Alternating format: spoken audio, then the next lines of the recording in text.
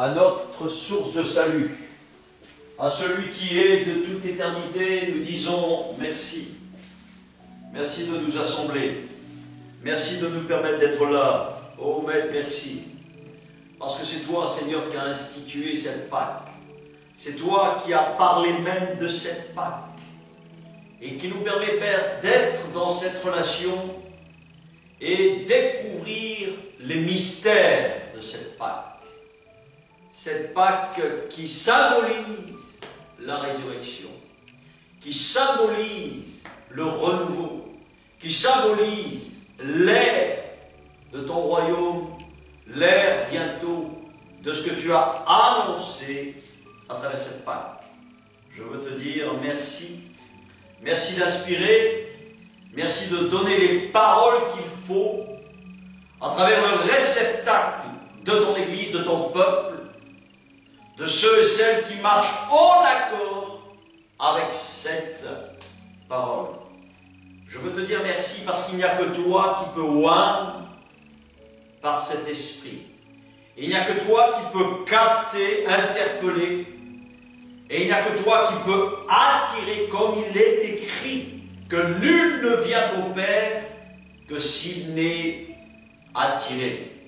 Et nous sommes là pour être attirés et attirer ceux et celles qui désirent te connaître, qui désirent connaître cette future vie, la vie éternelle.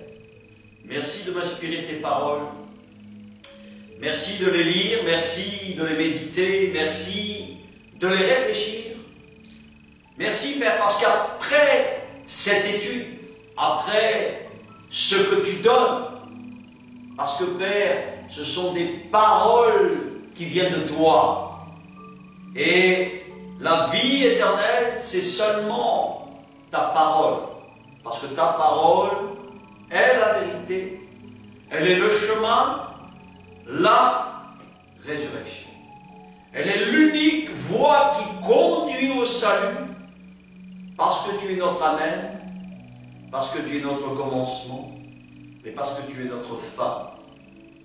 Nous savons que nous pouvons compter sur toi, compter sur tes merveilles, compter sur ton salut merveilleux que tu as donné à Golgotha et que tu as désiré manger cette Pâque, partager cette Pâque. Et cette Pâque n'est que simplement, Père, le salut que tu offres à toutes les nations. À l'Israël, à celle qui est ta bien-aimée, auquel tu t'es donné, et ainsi pour toutes les nations. Merci. Et grâce te soit rendue d'ouvrir les cieux, d'ouvrir les oreilles à l'écoute de ta sainte parole. Il est toujours bon de se rappeler que l'écoute va nous amener à cette obéissance, va nous conduire à comprendre le sens réel, pourquoi écouter Dieu toujours et mettre toujours Dieu au milieu de la table. Parce que c'est toujours lui le premier et c'est toujours lui qui va permettre de nous donner la dictée et nous donner surtout la compréhension des livres saints.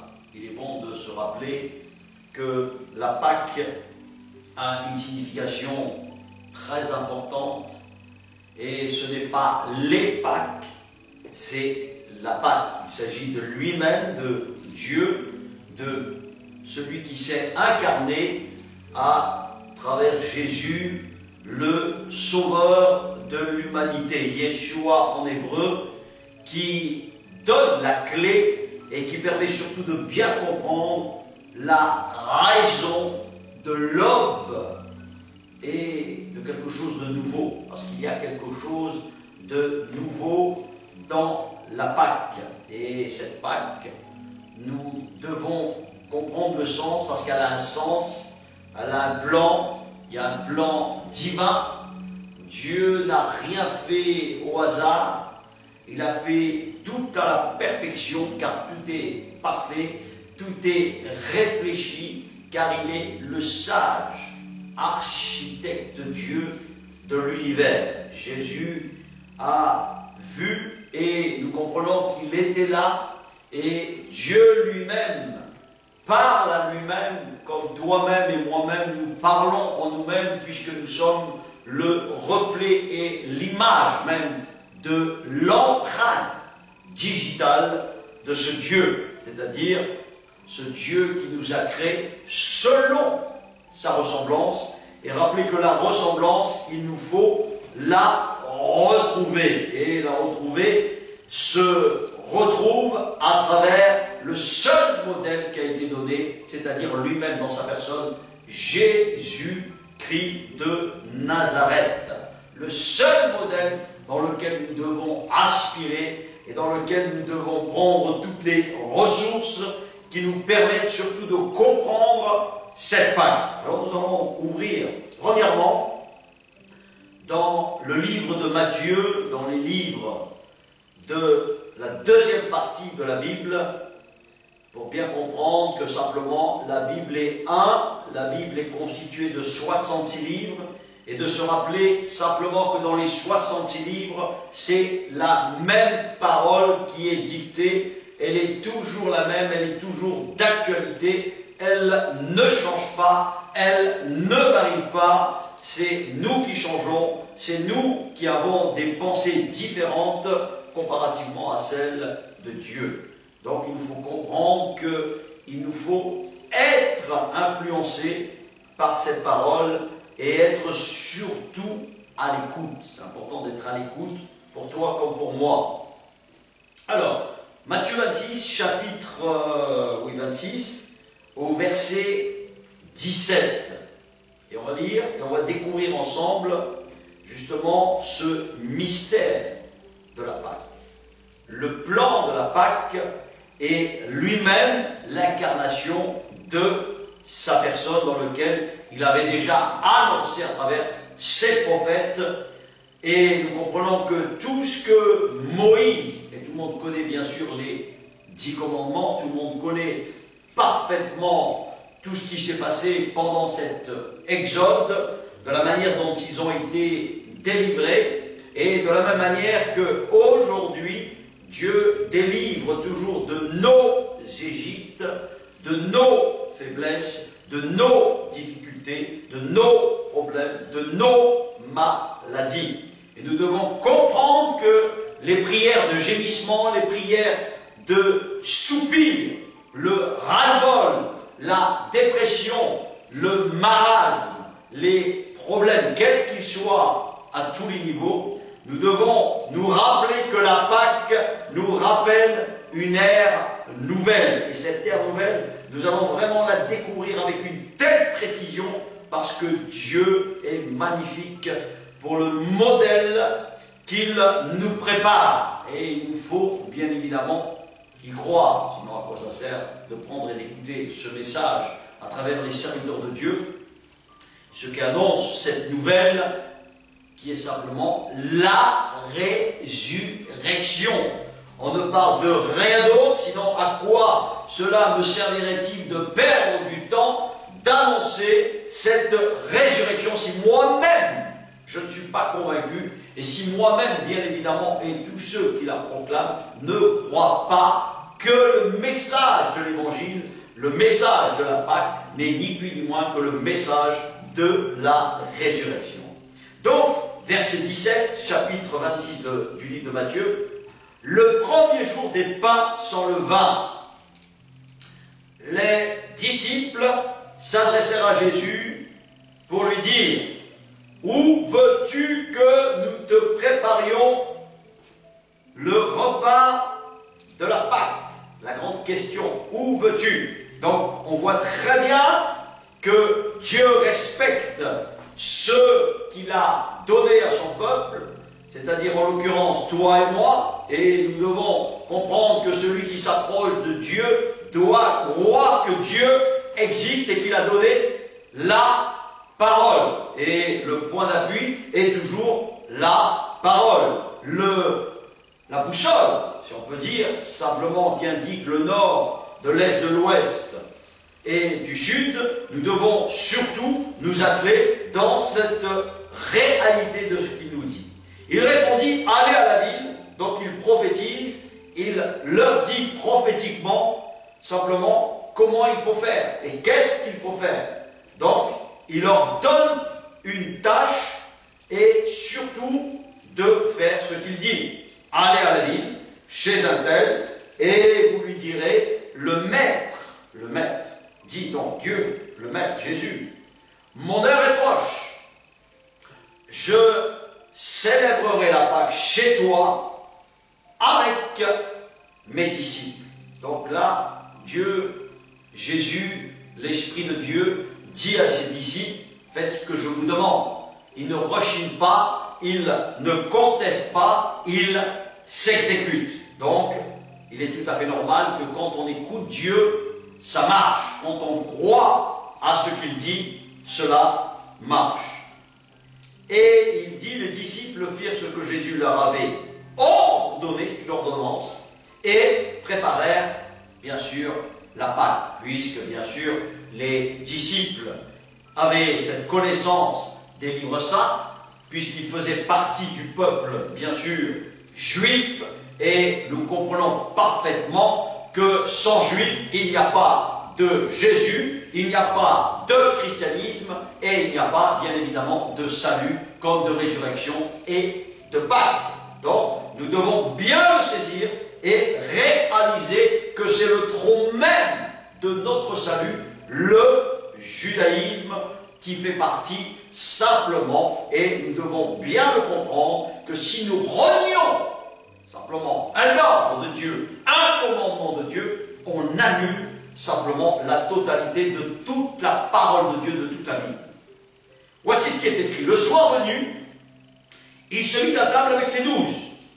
Pendant qu'il mangeait, il dit, je vous le dis en vérité, l'un de vous me trahira. Ils furent profondément attristés et chacun se mit à lui dire, est-ce moi, Seigneur? Il répondit, celui qui a mis la main dans le plat avec moi, c'est celui qui me trahira. Le Fils de l'homme s'en va conformément à ce qui est écrit à son sujet. Donc on voit très bien qu'on parle de l'écriture. On ne peut pas, bien évidemment, dire des choses selon notre inspiration. On doit être inspiré selon l'auteur qui inspire cette parole. De la même manière que cette parole doit être conforme à ce qui est écrit au sujet de quoi? De tout le message qui est annoncé. D'accord? Du même ordre, parce que Dieu est un Dieu qui est ordonné et qui est un Dieu d'ordre et non de désordre en dehors des Écritures. Ce serait mal faire, ce serait retrancher ou ce serait simplement rajouter des choses qui ne sont pas de Dieu, de sa parole et du message de l'Évangile. Donc, nous devons bien le comprendre et bien le saisir. Et là, il dit, mais malheur à l'homme par qui le Fils de l'homme est trahi.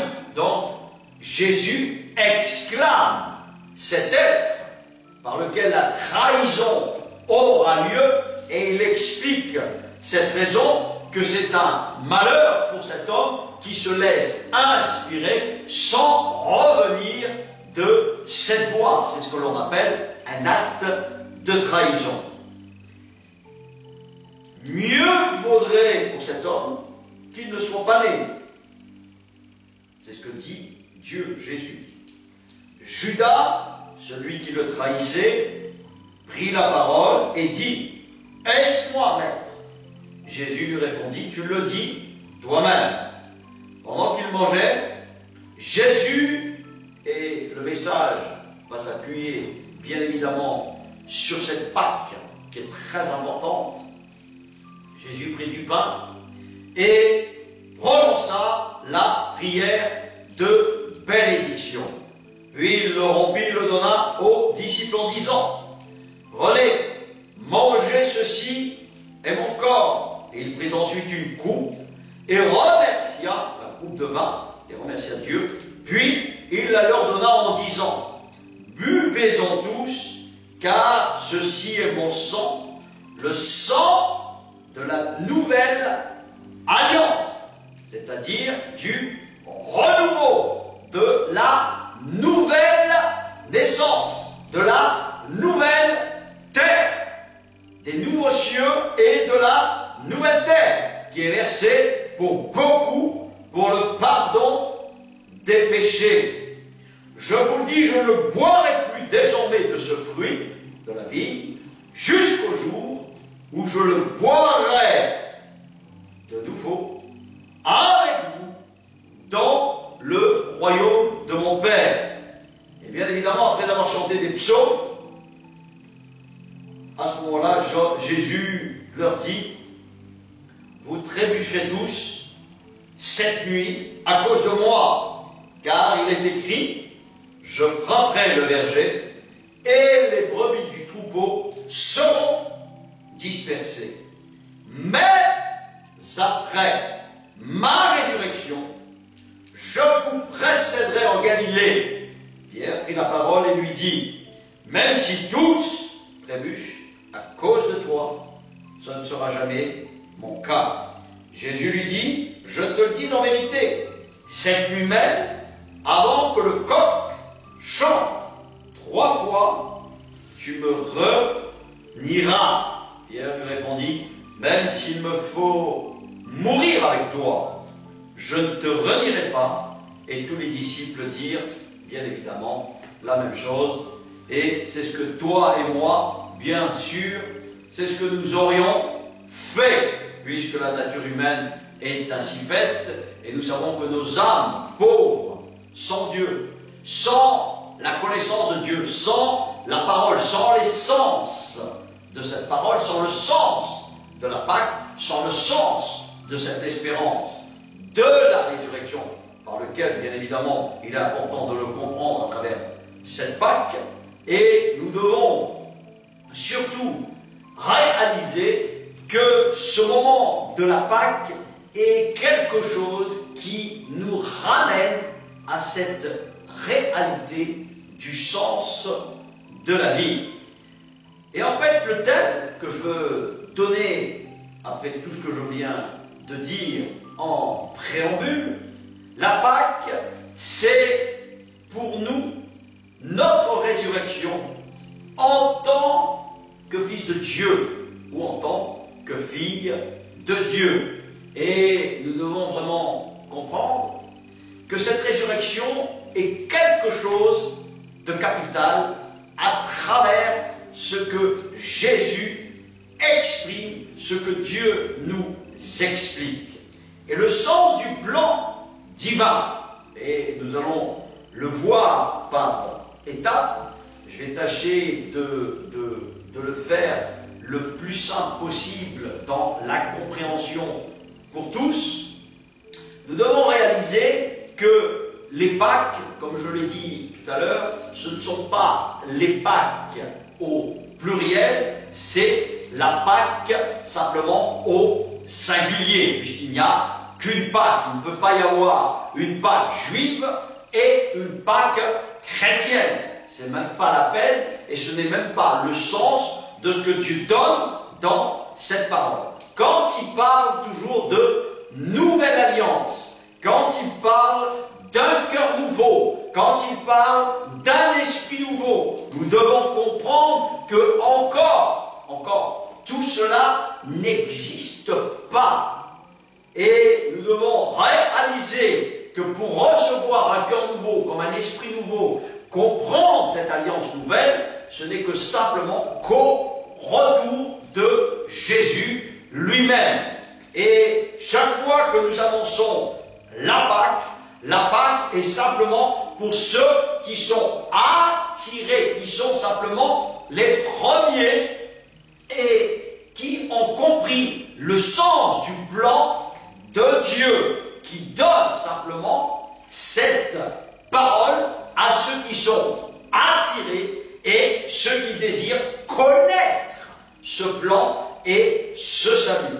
Donc nous comprenons que ce salut sera aussi pour toutes les nations, pour ceux qui ne connaissent pas encore cette parole, et nous savons qu'aujourd'hui, nous vivons des temps particuliers, parce que nous savons que la parole est répandue en plusieurs langues, donnée à travers ses serviteurs et ses servants, qui est le message de la repentance, qui est le message unique et universel de se convertir et bien évidemment de changer de vie et d'obéir à Dieu. Mais d'abord, ça s'adresse à ceux qui sont interpellés, à ceux qui sont appelés, à ceux qui sont choisis, à ceux qui ont soif de ces choses, qui souhaitent marcher, bien évidemment, comme des futurs rois, comme des futurs ministres, comme des futurs sacrificateurs de Dieu. Et pour comprendre toutes ces choses, il nous faut nous acharner et comprendre que sans l'étude, sans la prière, sans la lecture et sans être au bon endroit, c'est-à-dire dans la bonne communauté des saints de l'Église de Dieu, nous comprenons que nous sommes notre libre arbitre. Dieu ne peut pas laisser n'importe qui faire n'importe quoi en son nom. Il nous faut être appelés de Dieu et être, bien évidemment, dans cette bonne Église, au même sens qu'il faut s'appuyer sur les textes. Et en s'appuyant sur les textes, nous devons avoir ce tremplin qui nous permet de suivre de la même manière et exactement comme les disciples le firent et ensuite qui sont devenus des apôtres, c'est-à-dire des fondateurs. Donc nous devons rester dans la même lignée pour que nous puissions comprendre le sens et l'ordre de la Pâque. Et la Pâque est quelque chose de très important. On ne fait pas une fête de Pâques simplement pour avoir du chocolat. Tout cela est une abomination devant Dieu. Ce sont des fêtes païennes, dites chrétiennes, mais chrétiennes païennes. Il faut quand même comprendre qu'il existe autant le vrai visage du christianisme comme il existe le faux visage du christianisme. C'est pour cette raison que quand tu liras tous mes messages, que tu les écouteras de manière attentive, tu verras que j'ai depuis le début, bien évidemment, toujours le même message, et il nous faut réaliser que la parole de Dieu est quelque chose de sérieux quand on s'y engage, quand on s'engage dans le baptême, quand on s'engage simplement à faire la volonté de Dieu, chercher le royaume et la justice de Dieu. Ça fait partie, d'une part, de certaines personnes actuelles qui sont pour le moment en cours d'être sauvées. Le salut n'est pas acquis ou chose acquise. Il nous faut travailler à notre salut et ça demande du travail. Et bien évidemment, pour ceux qui ne comprennent pas ça, c'est pas suffisant de dire je crois en Dieu, je crois en Jésus et je suis sauvé. Tout ça, c'est complètement faux. Et pour réaliser ça, il faut bien lire l'Écriture. Et nous voyons très bien que quand Dieu nous explique la Pâque, quand Dieu nous explique la repentance, quand Dieu nous explique la discipline, quand Dieu nous explique le travail de l'Église, le travail, et simplement la confiance que Dieu confie à son Église à travers le message de l'Évangile. Le message de l'Évangile qui est la bonne nouvelle du royaume de Dieu qui va bientôt venir sur la terre. Car il s'agit d'un nouveau monde, et il ne s'agit pas d'un monde actuel qui vit dans le péché, qui vit dans la corruption et qui ne connaît pas le plan de la Pâque. Et c'est pour cette raison qu'il ne faut pas confondre les fêtes païennes, c'est-à-dire les fêtes qui ne sont pas de Dieu, et il peut y avoir une fête de la Pâque, des Pâques comme il est énoncé dans le monde, mais qui ne sont pas de Dieu. La Pâque de Dieu est bien plus que cela. Il y a un calendrier de Dieu. Dieu a son calendrier. Dieu a son plan. Dieu a tout établi de manière parfaite depuis la création. Depuis le livre de la Genèse, si on regarde de manière précise tout ce qui est écrit, on va comprendre que le calendrier romain aujourd'hui et l'heure d'aujourd'hui, en fait, par lequel nous en avons bien sûr tous accès, n'est pas le véritable calendrier. Jésus est venu, certes, il y a 2000 ans, mais Jésus n'a jamais dit qu'il changeait ses lois. Jésus n'a jamais dit qu'il changeait ses commandements. Dieu est toujours le même, et on ne peut pas changer les temps et les lois comme bon nous semble. Tout cela, c'est le monde. Tout cela sont les hommes qui décident par décret ou leur propre décret, selon ce qu'ils pensent, selon leurs a priori, bien évidemment, dans lequel ils vont se permettre même de changer les lois de Dieu quand ils disent « Jésus a tout accompli ». Jésus a tout accompli. Il en a donné, ce qui est écrit dans Matthieu 5, le sens de la loi. Le sens de la loi parfaite, afin de nous y appliquer. C'est-à-dire respecter les 10 commandements. Si tu ne veux pas prendre 10 malédictions. Et ces 10 commandements sont essentiels. Comprendre comment Dieu nous invite, comment Dieu nous fait comprendre chaque semaine, comme il est écrit, à chaque sabbat, chaque jour, nous devons réaliser que cette préparation et ce retour dans lequel Jésus a institué cette Pâque, cette nouvelle alliance. Et cette nouvelle alliance est contractée pour toutes les nations, pour tous les peuples, pour ceux et celles, bien évidemment, qui se sont appelés. Nul ne peut venir à lui s'ils ne se sont pas appelés. Les autres ont leur temps. Il y a un voile qui masque. Il y a un esprit qui aveugle, qui est l'esprit du Satan, qui est l'esprit du diable. Et il nous faut bien réaliser que ce monde, pour le moment, a ce que l'on appelle une chape d'aveuglement. Et cette chape d'aveuglement de l'écriture, de la connaissance de la parole de Dieu, de la connaissance divine, de la croix de Golgotha, parce que la croix est bien évidemment un mystère.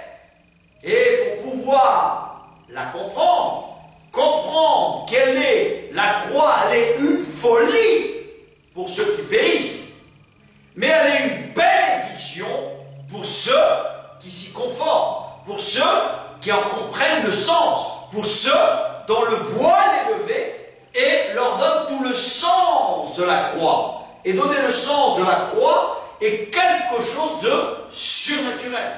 Ce surnaturel, quand il vient t'habiter, te fait lever le voile et te donne une soif de cette parole. Une soif qui te permet de dépasser ton côté naturel. Et on comprend très bien quand Jésus dira « Père, merci de ce que tu caches aux sages et aux intelligents de ce monde, ma parole, et de ce que tu le révèles à mon peuple. » Voilà, il y a quand même une grande différence, comment Dieu révèle ces choses-là. Et nous allons voir que vraiment, la Pâque est le premier vêtement, en fait, quand tu lis dans le livre de la Genèse, Genèse chapitre 3, au verset 20, on va le voir ensemble, chapitre 3, verset 20, voici ce qui est écrit. Et on fait sortir cette bénédiction, on fait sortir cette parole, on fait ressusciter cette parole, on fait parler cette parole, simplement pour bien comprendre et capter. Donc, chapitre 3, verset 20, Adam appela sa femme, Ève, d'accord, Ève qui est la vie, car elle devait être la mère de tous les vivants. Ça suit. Puisqu'elle s'interprète par elle-même, on comprend que cette parole vraiment suit de manière parfaite. Il faut l'interpréter telle qu'elle est, la Bible. Voilà, c'est comme ça qu'on arrive à bien comprendre. L'Éternel Dieu fit des habits en peau pour Adam et pour sa femme. Et il les en revêtit. Voilà ce que Dieu a fait. Et là, nous voyons très bien que l'Éternel Dieu dit, voilà, que l'être humain, l'homme, la femme, est devenu comme l'un de nous, qui connaît la connaissance du bien et du mal. Mais en fait, qui est l'un de nous? En fait, on comprend par la suite en lisant les Écritures, en posant des questions à Dieu, en priant. Ben, Dieu explique parfaitement que, comme l'un de nous, il y a quelqu'un qui est devenu, en fait, l'opposé de Dieu. Et c'est bien sûr le fameux archange magnifique, Lucifer. Et nous comprenons qu'il a été déchu de ses fonctions. Et là, nous voyons très bien que l'être humain, au lieu de connaître la ressemblance, la plénitude de Dieu, il va connaître le chaos, il va connaître la misère et il va connaître tout ce que tu vois, c'est-à-dire les maladies, la mort, les haines, les guerres, les contentieux, etc., etc. Les rivalités, toutes ces choses, en fait, qui séparent les êtres humains des uns et des autres, les philosophies, les religions. Et c'est pour cette raison qu'aujourd'hui, le Satan utilise la religion la plus connue qui est le christianisme et bien évidemment aujourd'hui l'islam qui sont en compétition par lequel bien sûr Satan se joue. Et là nous voyons qu'il n'y a rien en fait qui te permet de dire ce qui est la vraie Pâque. Ni un ni l'autre ne t'explique ce qui est la vraie Pâque. Et nous devons vraiment réaliser que la Pâque est une ère nouvelle et l'annonce d'un monde nouveau où tous pourront connaître la véritable paix, le véritable bonheur, où la maladie, bien évidemment, et tous les fléaux et toutes les catastrophes, et surtout essentiellement, et ça il faut le dire, et ça c'est la chose la plus importante, c'est la théocratie de Dieu qui viendra sur la terre. C'est-à-dire le bonheur de connaître les commandements du Seigneur, l'amour du Seigneur et surtout les règles essentielles qui sont les véritables commandements de Dieu. C'est pour cette raison que l'on retrouve bien dans ce passage quelque chose et une clé qui est très importante. Je donnerai un cœur nouveau et un esprit nouveau. Cela veut bien dire ce que ça veut dire. Une nouvelle alliance, quelque chose de nouveau que Dieu prépare à travers la Pâque. Et quand on suit vraiment la réalité du plan magistral, du plan de Dieu, de ce que Lévitique 23 nous donne, et là nous comprenons que Lévitique 23 sont les véritables fêtes de l'Éternel. Noël n'existe pas. Où c'est que tu vois et où c'est mentionné, où Dieu nous dit qu'il faut fêter Noël, abomination païenne, pareil. Comment peut-on entendre que peuple de Dieu, fils de Dieu, dire ce mot chrétien qui est vraiment un nom précieux, parce que chrétien veut dire fils de loi, fils de celui qui est de Dieu, roi de Dieu, comme juif veut dire ceux qui sont les premiers qui ont reçu la loi, qui ont reçu l'écrit, qui ont reçu les Écritures. Et ensuite, nous comprenons la Pentecôte qui veut dire recevoir l'esprit de ses commandements. Il y a deux aspects. Il va falloir faire vivre l'Écriture, faire vivre les commandements. C'est pour cette raison que pour comprendre cela, il faut comprendre que ce monde que nous vivons n'est qu'un prototype, n'est qu'un plan, en fait, comme un architecte qui prépare les plans de chaque individu. Et en fait, Dieu est tellement exceptionnel et extraordinaire, Dieu est tellement amour, que nous réalisons une chose. Et cette chose, il faut que je te la communique. De la même manière que tu n'existais pas, que je n'existais pas, eh bien, si on fait le choix de manière délibérée de ne pas obéir à Dieu, de ne pas aimer Dieu et ses commandements, ben, bien évidemment, tu ne vas pas partir en enfer. Tu n'existeras plus. Puisqu'en fait, tu es fait de la poussière de la terre, tu es fait de la glaise de la terre, donc tu retourneras à la poussière. jusqu'à en fait à ne plus exister, c'est-à-dire mourir. Dieu est extraordinaire. De la même manière qu'un architecte, dans son plan, il trouve dans son projet que ces choses ne sont pas à cette place, ou ne vont pas à cette place. Soit il les remplace, soit il les enlève. Voilà la métaphore. Et toutes les Écritures, toutes les métaphores, comme Dieu nous l'explique, Dieu nous donne la vie. Mais on a le droit de refuser d'écouter Dieu. Aujourd'hui, nous sommes dans un monde où, en fait, si tu n'adhères pas à tel système, tu n'adhères pas, en fait, à tel mouvement, on te sanctionne. Non. Dieu nous laisse libre. Le libre arbitre de suivre comme de ne pas suivre. Pour ceux, bien sûr, qui ont l'occasion de connaître. Ceux qui n'ont pas eu l'occasion encore de connaître ces choses-là, le connaîtront lors de sa venue, lors de la résurrection. La Pâque est une très bonne nouvelle. C'est la nouvelle la plus exceptionnelle. C'est pour cette raison qu'il me faut, et il nous faut expliquer le sens de la Pâque. Donc, prenons Lévitique 23, et on va vraiment se réjouir. C'est une fête, et oui, mais on a du mal à comprendre ces fêtes de Dieu qui sont exceptionnelles, qui ont un sens, parce qu'elles ont un sens, ces fêtes.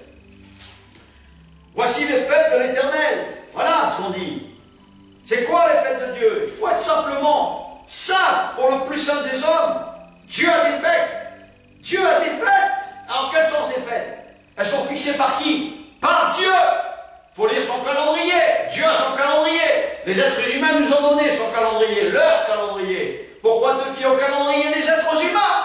Fie-toi au calendrier de Dieu, au calendrier biblique. Et en te fiant au calendrier biblique, tu vas vraiment réaliser que c'est toujours Dieu qui a raison. Et quand Dieu parle, je me la ferme. Ferme ta boîte. Voilà comment je me parle. Écoute Dieu. C'est un travail sur nous-mêmes.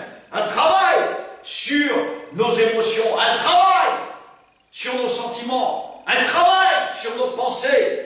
Et en fait, on comprend la Pâque. On va comprendre la Pâque. Parce qu'il nous faut, il ne suffit pas d'un message pour comprendre la Pâque. Il va falloir multiplier des messages. C'est pour ça que la parole est éternelle. C'est pour cette raison que la parole, bien évidemment, donne tout le sens de ces choses. Chaque fois que nous nous assemblons, chaque semaine, chaque Shabbat, ça veut dire simplement, chaque jour du repos, nous comprenons que nous devons transmettre des instructions pour ne pas les oublier. Et il est évident que quand on néglige ce que Dieu nous demande de faire, eh bien, il est évident qu'on peut oublier. On devient des auditeurs oublieux parce que nous avons une cervelle. Nous avons bien sûr des neurones qui, en fait, se perdent. C'est pour cette raison qu'il nous faut entretenir. Nous sommes de la glaise. Nous sommes des prototypes pour le moment. Nous ne sommes pas encore 100% spirituels. Et il nous faut entretenir ce lien avec Dieu. Il nous faut entretenir cet état d'esprit de Dieu, c'est-à-dire l'Esprit Saint.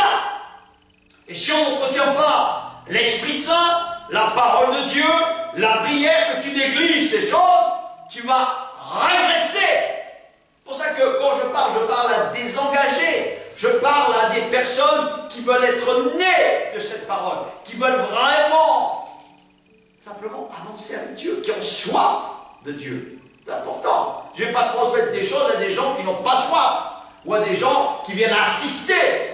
Non, on n'assiste pas.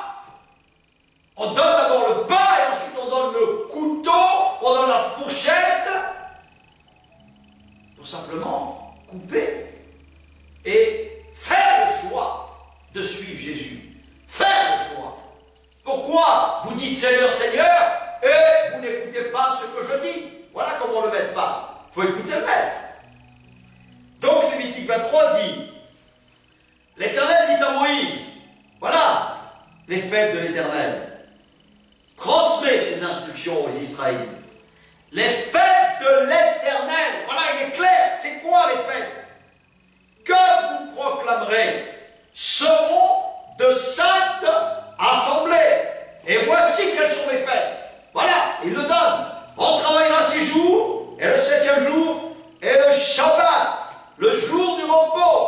il y aura une sainte assemblée, vous ne ferez aucun travail. C'est un jour que vous consacrerez à Dieu. Vous ne faites pas ce que vous voulez. Vous ne vous abrogez pas un jour qui vous arrange vous. Montrez à Dieu que vous voulez vous soumettre. Ça sert à ça le Shabbat. On ne choisit pas un jour qui nous arrange. Ou comme le faux christianisme donne le dimanche, les endimanchés. Pour être endimanché, pour faire quoi? C'est un faux salut. Ça ne te conduit pas au véritable plan de la véritable Pâque de Dieu. Cherche Dieu dans l'Écriture. Cherche ceux et celles qui donnent la bonne nouvelle et qui s'y conforment. Surtout. C'est ça qui est important. Voici la Pâque. Et là on y vient.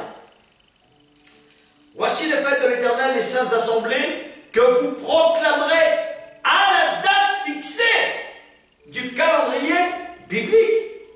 Le 14e jour du premier jour du mois, au coucher du soleil. Ce sera la Pâque de l'Éternel, et pas à minuit. Comme l'heure romaine. L'heure romaine, c'est quand? Non, c'est pas minuit, c'est au coucher du soleil. L'hiver, eh bien, tu regardes le coucher du soleil, à quelle heure se couche le soleil? 4h30, 5h. 18h, au fur et à mesure. Et on comprend, en fait, parce qu'on a tout désorganisé. À cause simplement, comme il est écrit dans le livre de Daniel, au chapitre 7. Chapitre 7, au verset 25. Voilà ce qu'il dit. Et rappelons-nous ce qu'il dit. Il y aura, à travers la fausse religion, qui est le christianisme, depuis 2000 ans. Parce qu'en fait, le véritable christianisme est resté à peu près 200 ans. Ensuite, il s'est dispersé. Et ensuite, sous Constantin, 300 et quelques années après, 325, Constantin a décrété, bien évidemment, de abolir le jour du Seigneur, le véritable jour du Seigneur. Et il a décrété, à travers eux et leurs fêtes, d'annoncer des jours qu'ils souhaitaient. Et ils ont dérangé. Et Daniel, le livre prophétique de Daniel, il explique cela au verset 25.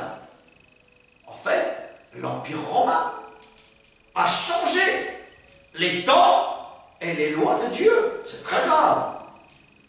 Mais ça, c'est des personnes qui en rendront compte lors de la venue du grand roi Jésus, Dieu. Quand il reviendra, il rendra compte. Pour cette raison qu'il faut être vigilant quand on entend la loi de Dieu, quand on entend et qu'on est attiré, quand on sait ces choses et qu'on ne les pratique pas, c'est grave. C'est grave. Celui qui ne sait pas aura une chance de s'incliner. Mais quand tu sais que tu ne les pratiques pas, nul n'est censé d'ignorer la loi. C'est pour cette raison qu'il nous faut comprendre pour quelle raison Dieu nous explique toutes ces choses en tant que peuple de Dieu quand nous sommes juifs ou israélites. En fait, pour comprendre vraiment la réalité de comment les temps et la loi a pu être changés, et c'est là qu'on va vraiment réaliser comment ces temps ont été amenés à travers le christianisme qui est venu 300 années en fait après cette venue véritable qui était l'ascendant même des apôtres. Et là on retrouve quelque chose comme l'Écriture nous le rétorque et comme il explique à travers le prophète Daniel, comment il a opprimé les saints du Très-Haut et comment il a projeté de changer les temps et la loi. Donc nous comprenons qu'en fait, il y a eu 300 années où en fait le véritable christianisme, lors en fait du véritable jour du Seigneur, a été transformé sans même que on se rende compte que Constantin, qui a été une personne qui a eu une vision de ce qu'il avait donné, en fait, de ce qu'il avait à proclamer. Et dans cette proclamation, on voit très bien que Constantin avait eu une vision particulière, mais lui-même n'était pas au courant et ne connaissait pas véritablement le sens des Écritures. Et comment il a tordu le sens des Écritures? C'est qu'en fait, la Odyssée, et nous comprenons que Nicée qui descend simplement de cette église qui a voulu en fait faire comme bon lui semble, et tout cela se révèle dans le livre de l'Apocalypse. L'Apocalypse dénonce en fait les différences des églises, sur lesquelles il y en a 7, et comment en fait ils ont pu changer ces temps et les commandements réels du Seigneur. Mais pour cela, il faut lire l'histoire et il faut comprendre comment aussi la Pâque a changé et comment toutes ces choses en fait ont été permises, parce qu'en fait le résidu du peuple de Dieu, du véritable peuple de Dieu, qui est comme en fait l'ensemble du peuple juif, hein, on peut dire que vraiment il y a une minorité de juifs, il n'y a que 6 millions, 7 millions de juifs de par le monde, et nous comprenons qu'aujourd'hui, le véritable peuple rattaché au judaïsme, qui ne sont que les branches du tronc, qui annoncent la véritable parole de Dieu, qui annoncent le véritable évangile de Dieu, mais qui est toujours centré sur le tronc central de cet évangile. Donc nous devons vraiment réaliser et comprendre l'histoire, parce que si on ne comprend pas l'histoire, on ne peut pas comprendre le devenir en fait de la réalité de ce royaume de Dieu qui va venir bientôt sur la terre, c'est-à-dire Jésus, Dieu incarné parmi les nations, comme il avait été jadis à travers un temple matériel. Là, il ne sera pas matérialisé, il sera vu de par toutes les nations. Et là, on comprendra que l'accès en fait à ce royaume, l'accès en fait à ce monde nouveau, à ce renouveau où toutes les nations connaîtront cette véritable paix. Mais ce n'est pas le sujet d'aujourd'hui. Le sujet dans lequel, bien sûr, je parle, c'est de cette Pâque. Et cette Pâque, comme nous le donne la parole de Dieu, pour simplement prouver que la Pâque, il n'y en a qu'une, qu'elle est simplement singulière, et on va le retrouver à travers, comme je le disais tout à l'heure, Genèse aussi, Genèse qui explique le temps de Dieu, le calendrier de Dieu, et on comprend que dans Genèse 1 au verset 14, qu'on va retrouver ensemble, et cela va nous expliquer en fait ce temps et ces lois, hein, comme nous l'avons lu, donc je le rappelle pour simplement vraiment le prendre au sérieux. Et là, on va voir vraiment le 4e jour. Et ce 4e jour, comme je le disais, à travers les fêtes de Dieu, quand on retrouve dans le Lévitique 23, le Lévitique 23 expose 7 jours, d'accord, dans lequel, dans ces fêtes saintes de sabbat, que l'on appelle de repos, sabbat égale repos, et il y en a 7 pendant ces fêtes que Dieu a données pendant l'Exode à travers l'histoire de Moïse, à travers le peuple d'Israël qui a été libéré par Dieu. Donc, si on regarde bien, Genèse 1 au verset 14, quand Dieu crée les luminaires, l'étendue du ciel pour séparer le jour de la nuit, donc il dit, ils serviront de signe pour marquer les époques, les jours et les années. C'est de là, en fait, qu'il faut toujours regarder, mais comment se fait-il qu'on s'est appuyé sur le calendrier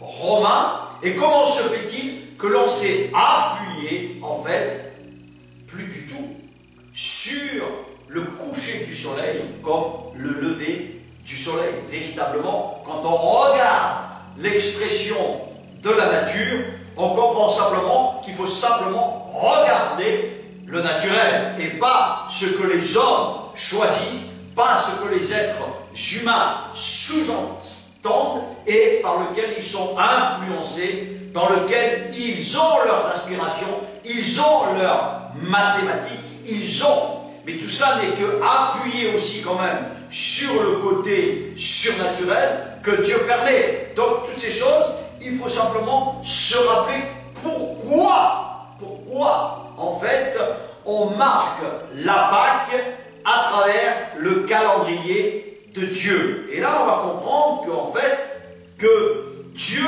nous explique qu'à travers ce 4e jour, on le retrouve dans la semaine sabbatique. Et le jour qui est tombé lors de la crucifixion de Jésus est tombé un mercredi de sabbat. Et ce mercredi de sabbat, pendant ces fêtes-là, comme la tradition le donne, et comme elle explique parfaitement, que Jésus s'était soumis, bien évidemment, à ce qu'il a donné à travers ses prophètes. Donc, il n'a fait que suivre, en fait, son plan. Et quand on comprend qu'il a suivi son plan, on comprend que ce mercredi de sabbat, ce mercredi de la fête, et où Jésus parle à travers Matthieu 26 que nous avons lu au début, nous comprenons que Jésus se devait, Dieu lui-même, de se répliquer selon ses ordres, selon ses ordonnances, pour parler de cette Pâque, que lui-même est cette Pâque, que lui-même s'offrait, se donnait, et il dira simplement, et il faut se rappeler ce que le Maître dit, quand cette croix sera dressée, alors j'attirerai tous les humains à moi. Donc on comprend qu'aujourd'hui, il y a une minorité, il y a des prémices, des appelés, des élus de par le monde qui sont rattachés au tronc d'Israël, au tronc véritable, du judaïsme, dans lequel est simplement la prolongation, parce que c'est une prolongation en fait de la parole de Dieu écrite, mais accomplie dans la chair, à travers l'Église de Dieu véritable. Et cette Église, elle ne peut pas marcher autrement que sans les commandements de Dieu et le sacrifice parfait de la croix. Le sacrifice parfait de la croix n'est simplement donné à une partialité de certains hommes et de certaines femmes. Donc, nous comprenons qu'aujourd'hui, la plupart de ceux qui sont interpellés de Dieu, appelés de Dieu, comme l'apôtre Paul, comme Jean et tout ce qui s'ensuit, et tout le reste de l'histoire, qui ont gardé la véritable foi, qui ont gardé les véritables commandements, qui est stipulé dans le livre de l'Apocalypse, qui est l'église de Philadelphie. Et cette église de Philadelphie n'est simplement que la fidélité, la fidélité à ses commandements, à donner véritablement le sens de ses commandements. Donc, quand nous comprenons ces choses, mais pour les comprendre, il faut encore que Dieu, Jésus, souffle cet esprit dans ta vie, te donne cet esprit qui s'appelle l'Esprit Saint. Recevoir, comme je le disais tout à l'heure, cet esprit de Pentecôte se reçoit à travers, bien évidemment, les apôtres, à travers l'Église de Dieu, à travers le ministère que Dieu exerce à travers son Église. C'est pour cette raison que quand Dieu suscite dans une famille, comme dans une ville ou dans un pays, un homme dans lequel il transporte la fidélité, la Philadelphie de Dieu, c'est-à-dire rester fidèle à ce qu'il nous dit, à ses commandements, nous comprenons qu'il vient de Dieu. Comment on reconnaît véritablement un homme de Dieu? On le reconnaît que ce qu'il dit vient de la part de ce que confirme l'Écriture, de cet appui qui nous permet de sortir la révélation des choses de Dieu, c'est-à-dire révéler le surnaturel. Et quand on révèle le surnaturel, qu'on a l'explication du surnaturel, on le transmet, on le donne à ceux qui sont appelés et ceux qui veulent faire le service et perpétuer le service de Dieu. Donc, tous ces versets que je donne sont simplement pour les regarder, les examiner, prier, demander à Dieu si tout ce qui est dit de la part de ses saints serviteurs est la vérité. Et il te faut, bien évidemment, le vérifier. Et nous devons vérifier quand nous sommes interpellés, appelés et surtout rassemblés. D'accord? Afin de rester ferme devant l'oppression de l'ennemi, de celui qui a changé les temps et les commandements du Seigneur. Donc c'est pour cette raison qu'il faut être vigilant à travers le faux christianisme, à travers ce qui se lève. Ce n'est pas parce qu'il y a plus de 2 milliards et quelques de ce nom chrétien qui sont chrétiens. Il faut être très vigilant. Donc il faut regarder la première chose, si on respecte et on honore les commandements du Seigneur. Donc c'est pour cette raison que le livre de Jean, l'épître de Jean, l'apôtre Jean explique cela à maintes reprises.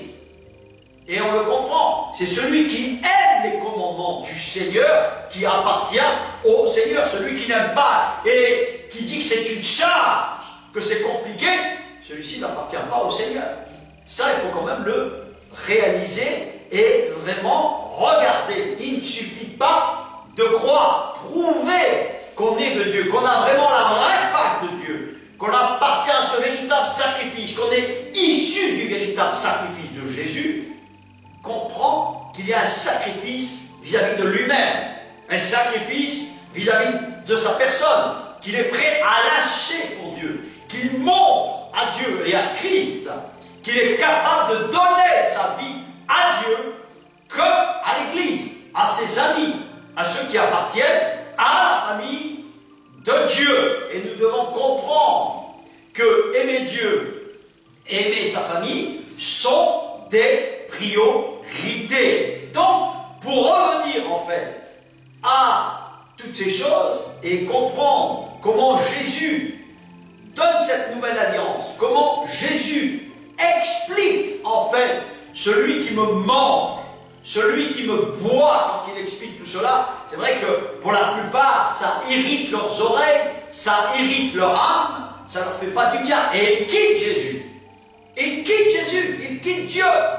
Ils retournent à leur ancienne vie. Donc on voit très bien qu'il y a des appelés particuliers et d'autres qui ne le seront peut-être jamais. Ils ont eu le choix.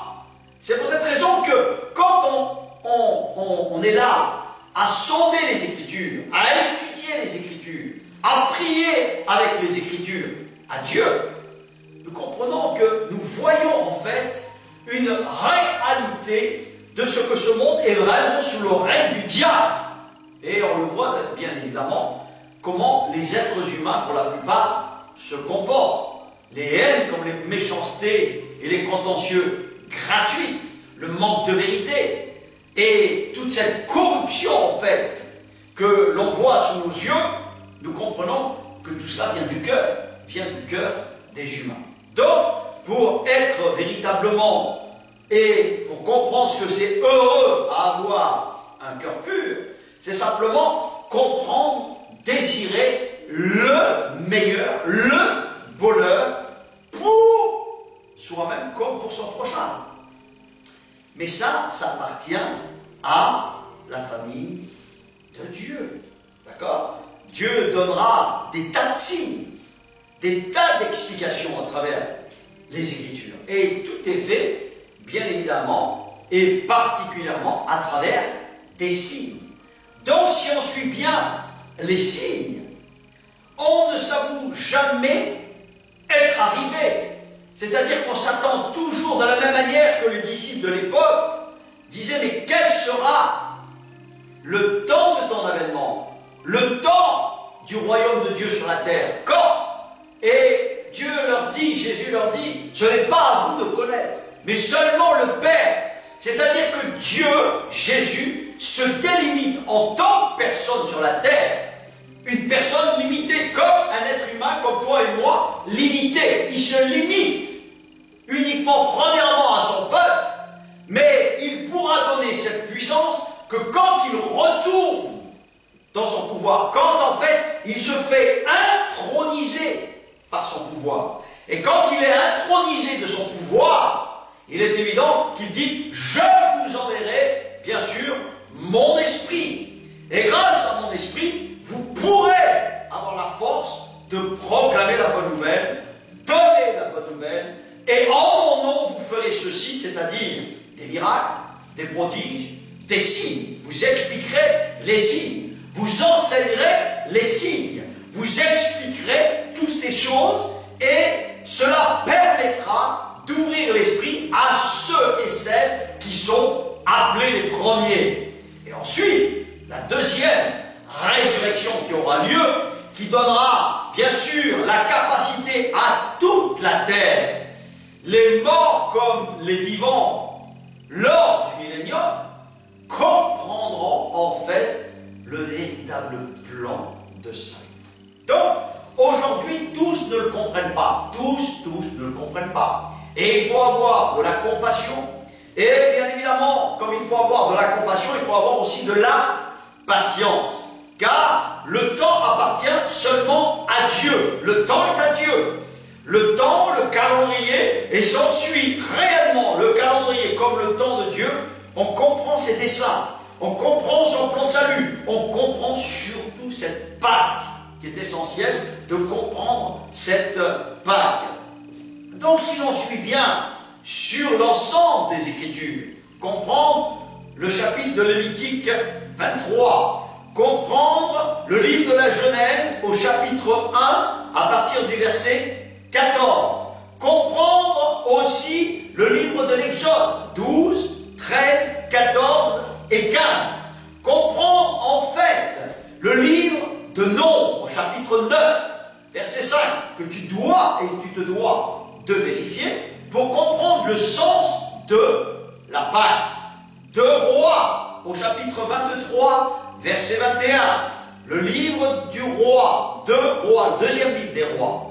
Chapitre 23, verset 21. Je fais exprès de répéter pour simplement se rappeler. Le livre de Daniel, au chapitre 7, au verset 25. Le livre de Daniel, chapitre 7, verset 25. Et bien évidemment, le premier chapitre que j'ai lu dans Matthieu 26, au verset 18, où il donne le sens du renouveau, où il explique cette alliance selon ce qui est écrit, dans lequel il y est soumis, c'est-à-dire Dieu, Jésus. Ok?